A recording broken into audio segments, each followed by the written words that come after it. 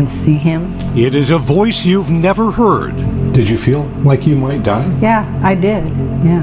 And film you've never seen. One of America's most notorious serial killers.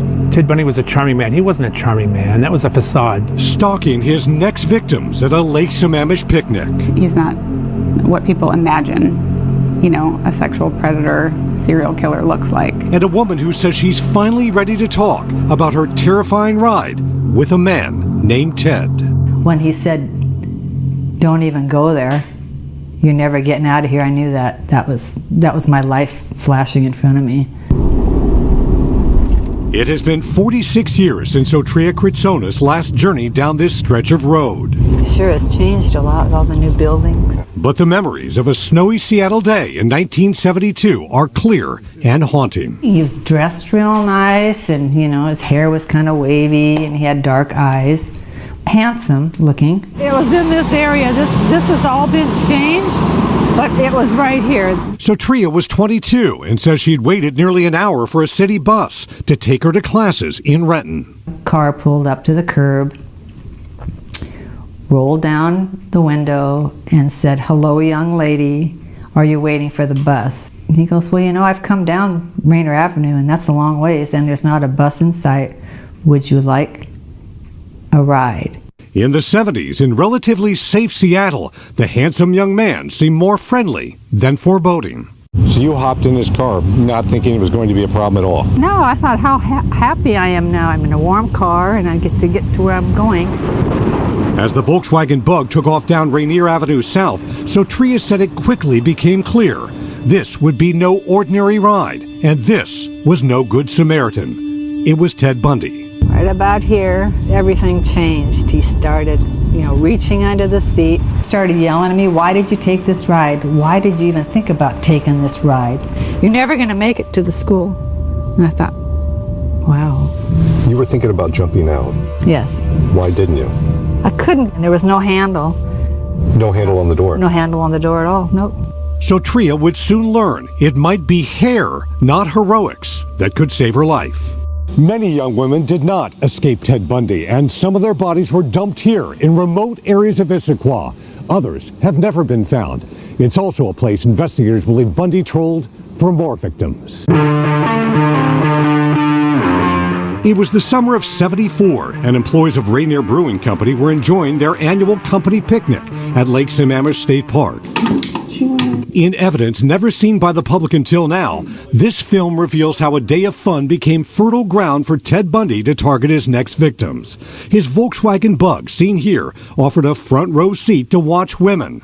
That same day, in broad daylight, Bundy abducted Janice Ott and Denise Naslund from the park within 4 hours of each other. The Lake Sammamish cases where once he got them in the car, he would quickly hit them in the head with a tire iron or beat them in a tire iron. That was kind of his M.O. Film shows police on scene to investigate the women's disappearance, with Bundy's car still in the background. The bodies of Ott and Naslund weren't found until 2 months later, dumped in a wooded area about 2 miles away. Where you're not going to go to your destination. Back in that VW Bug. I was sobbing and praying and, pleading for my life practically. Don't do anything, don't harm me. Sotria says Bundy was driving her south on I-5 toward Tukwila. You should have never taken this ride and shut the up. She says Bundy's beratement led to a bizarre demand.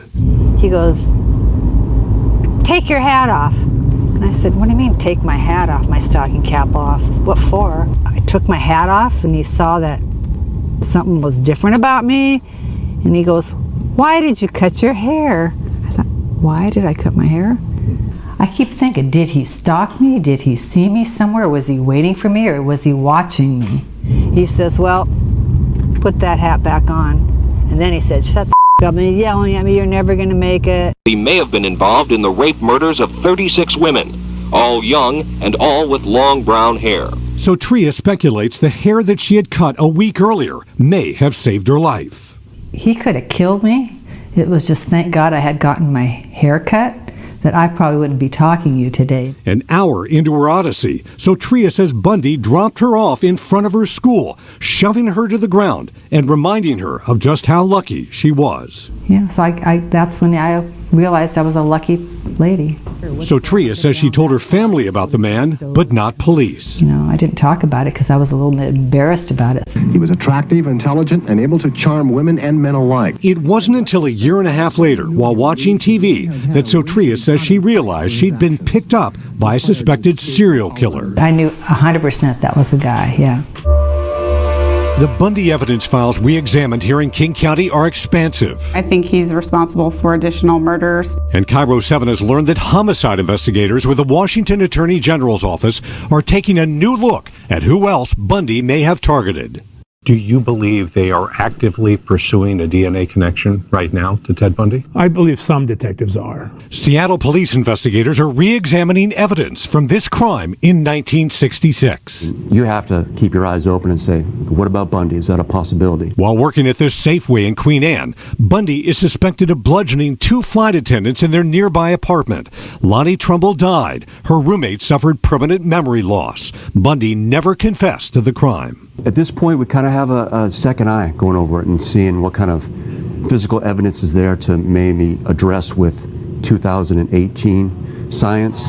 Ted Bundy was executed in a Florida prison. His ashes were spread over the Cascade Mountains, not far from where he created so much havoc and heartache.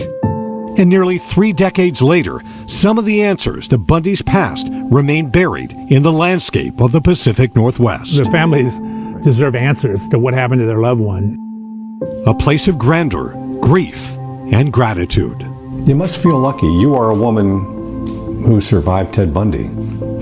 That I am. I'm more than lucky. I just thank God I'm alive every day.